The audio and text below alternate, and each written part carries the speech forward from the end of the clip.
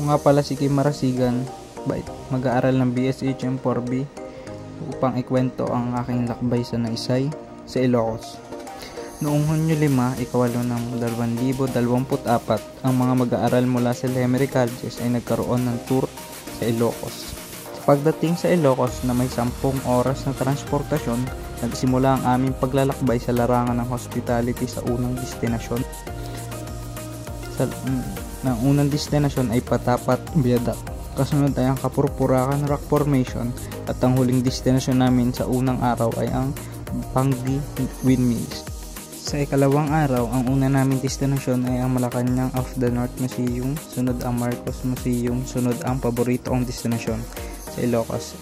Ito ang Sand Dunes dahil sa kanilang 4x4 na sasakyan at ito ay nagkakahalaga ng 300 piso at sa isang sasakyan ay nagkakalaman ng 6 na katao.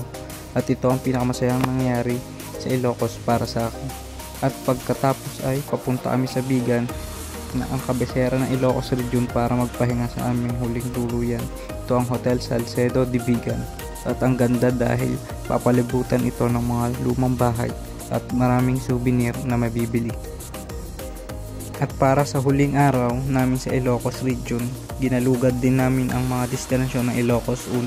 Unang destinasyon para sa huling araw ay ang St. Paul College na nararanasan naming mag-benchmark sa kanilang paaralan. Ay ginalugad namin ang kanilang silid-aralan tulad ng kanilang kusina at marami kaming nakilalang estudyante na nagiging pagkaibigan. Ang sunod na destinasyon ay ang Baluarte ni Chavit. Kagaya ng zoo, ay meron silang iba't ibang uri ng hayop.